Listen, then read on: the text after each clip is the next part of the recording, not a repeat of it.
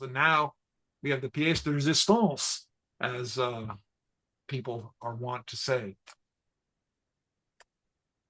Poet Larry Beresford is a Medicare-aged freelance medical journalist who lives in a senior co-housing community called Phoenix Commons in Oakland with his wife, Rose Mark. Also a poet, writer, and retired special educator. Larry has published 2 books of poems, Under a Gibbous Moon, The Adventures of Mr. Funky, and Family Poems, which are available on Amazon. He won 3rd prizes in the Poetry of Lincoln, Benicia Love Poem, Dancing Poetry, and 1982 Berkeley Poets Cooperative Poetry Contests. He is paying a lot of attention these days to what it means to age well. I understand. He also plays the harmonica and makes a mean shrimp. Now you have to tell me how to say that. Etouffee? Etouffee. And I have heard his poetry over the years. This is that is worthy of your soul, ears, eyes, and full sensory arrays. Thank you, Dan. That really was a very sweet introduction. Um, my first poem is called "The Heart." I noticed that you stole a little bit of my thunder, but I'm going to carry on anyway because, as you know, the heart is a lonely hunter or something. Um, this is the heart. The heart is just a muscle made of 4 chambers the size of a fist. Not even a big fist. That would mean it was dangerously enlarged. This 10-ounce muscle needs to keep squeezing every minute of your life, and when it stops, you're dead. Each beat sends life-giving blood throughout your body, stopping by the lungs to load up on fresh oxygen. But how much does this miraculous muscle understand? We attribute to it all of our feelings, our hopes and dreams, our aspirations, our pity, our pleasure, our exultations. Love, too, although that can get entangled with another organ. This plucky little pump, it makes you cry at corny movies and unexpected reunions.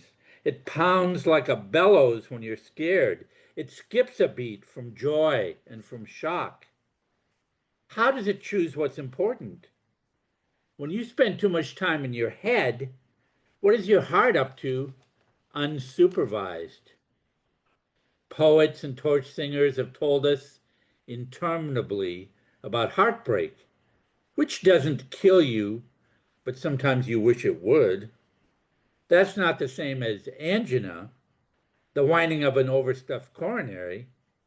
That can kill you. When you lose a love, you feel it in your heart. Whether this love was deserved, wise, self-immolating, or just plain lucky. Did it ever have a snowball's chance in hell? Your heart knew what was coming before you did. It haunts your dreams. It spoils your favorite songs. It hurts so much words cannot say, no matter how much we try, and we do try. But I wonder, does heartbreak ever exercise your heart, make it stronger, as if it were training for a marathon?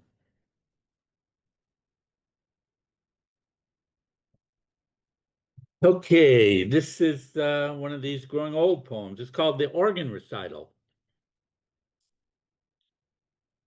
What does it mean to grow old? To grow old gracefully, cheerfully, laughingly, lovingly?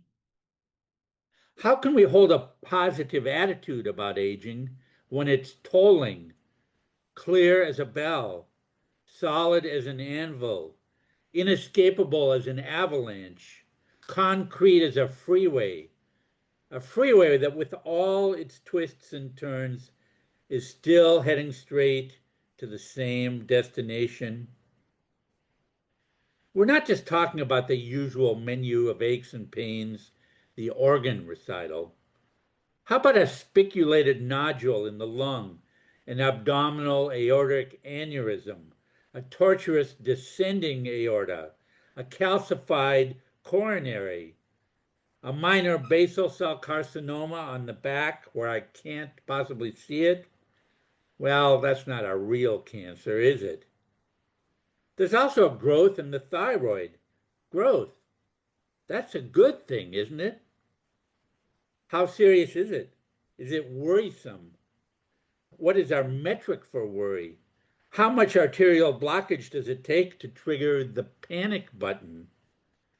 Can we line up another CT and ultrasound? How many times can we go to the ER before it makes as much sense to self-diagnose, just so I'm not asked to remove my own appendix?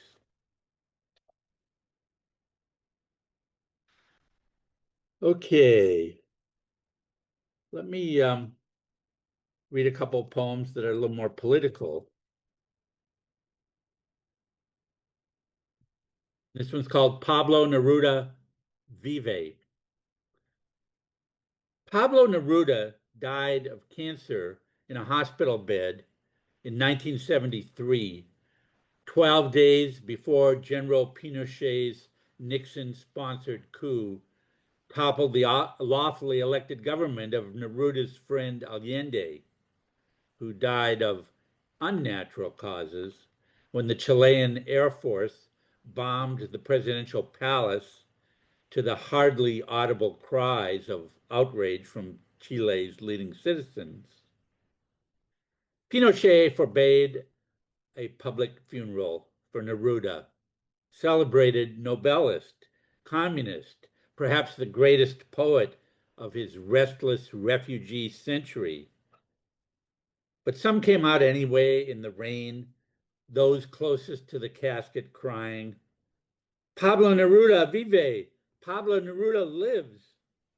Captured in archival film footage and in the notes of government observers, spies, and informants.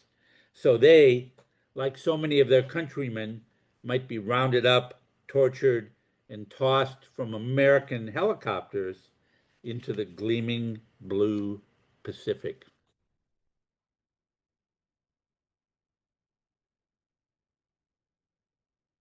Okay, so this is a poem called Vietnam Revisited. I should say that I probably mentioned, I didn't turn 18 until 1974, and that was when the American troops pulled out. So I was never actually of draft age or that. But this is the history as I remember it, Vietnam Revisited. What did we learn from protesting the Vietnam War? For one thing, what an incredible opportunity to get laid. Every march, every teach-in, every occupied office of the dean was a social mixer of astronomical proportions, with the greatest musical soundtrack in history. Are you kidding me? Aretha, Creedence, Jimmy and Janis, Otis and Marvin, Crosby, Stills, Nash, and Young? Sure, some male protesters had an abiding desire not to get shot in those humid swamps in country. Still, youth must have its imperatives. For many, the movement was life transforming. And if you could avert your eyes for a minute from all that flesh, what a wonderful education about how wars are actually fought. Then the draft ended, and we danced the night away into the disco era, into day trading and paleo, parasailing and top drawer tequila. But for those who forgot the teach-ins, let me give you a little refresher. Ellsberg had proven that we could never win, but it was Johnson's tool on the table driving the half-track. What made Ho Chi Minh a poster hero to many Americans, McNamara hero to none? Was it Jane Fonda who lost our war? Or Nixon, who cynically bailed on 26,000 more dead troops while Kissinger sold their souls for his Nobel Prize? Can you name some more lessons about insurgency and asymmetrical conflict? Remember, that's how you got laid. Okay, one side always has more bombs and bombers, big ass tanks and battleships, weapons of mega destruction. And the side without those big bombs digs tunnels underground, coming out at night with handmade explosives. Today we call them terrorists, but not the big planes and drones raining death from safe distances. If your playing field isn't level, how are you supposed to play this game? What asymmetrical acts of desperation are acceptable, reasonable, even commendable? How have the little guys, the occupied, the invaded, the tunnel rats, ever claimed their day in the sun? We could ask the Cherokee, the Sioux, the Apache, ask Fred Hampton in Philadelphia Move. For extra points, can you think of a contemporary example?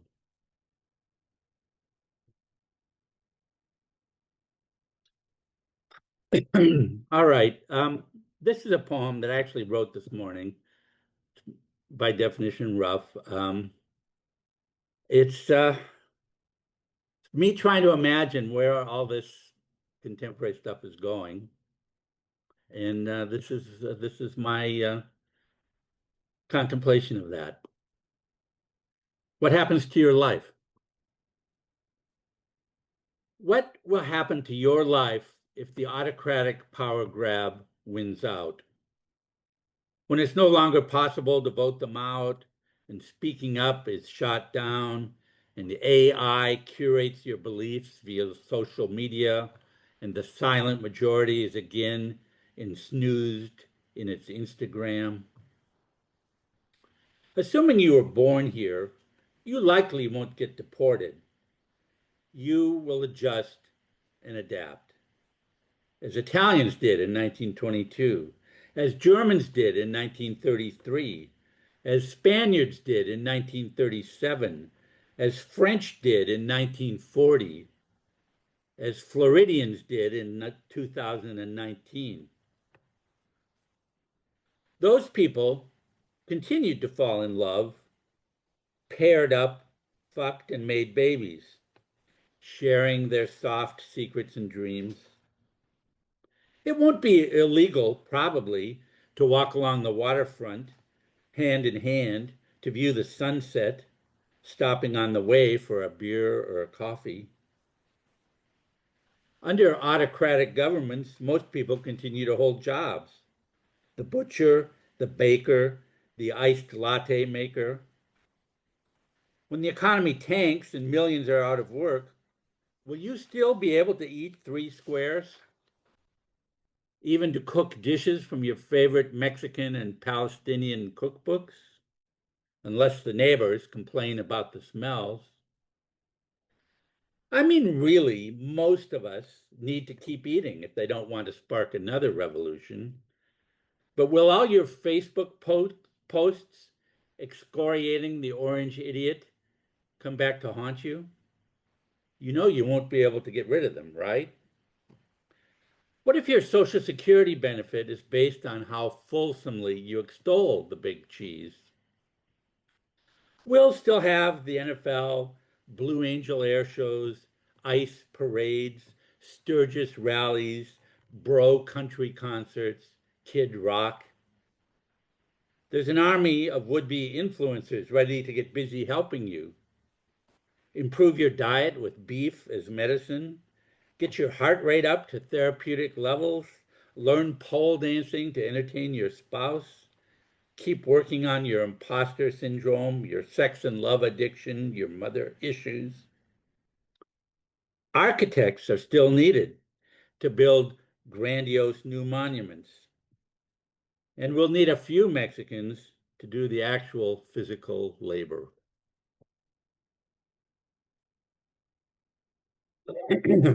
All right. Let's lighten things up a little here. This is a story. Again, it goes back to my age. called Only the Good Die Young. When our community hot tub was finally repaired and refilled, some of us old folks gathered for a root beer float party. Let's play some festive music, said someone with streaming. I suggested Rumba Man by Jesse Winchester. I used to read about Jesse in Rolling Stone, his gift for songwriting, his blue exile in Toronto, but somehow I never bought his albums. So I got greatest hits from the Berkeley Library.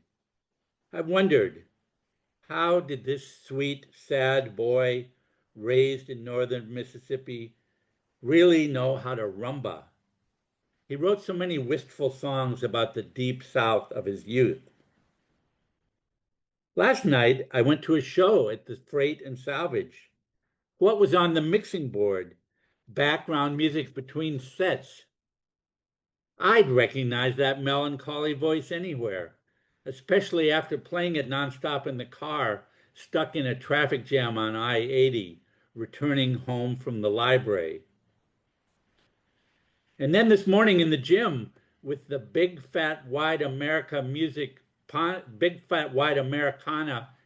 podcast on my earphones on the elliptical machine. It was a whole show dedicated to the music of this great American songwriter, Jesse Winchester, who died of cancer in 2014, a few months short of his 70th birthday. If it's true that only the good die young, what is fate telling me? A few months short of my 70th birthday. Good God Almighty, Jesse. I better learn some rumba moves too. And I better cut way back on that goodness shit before it's too late.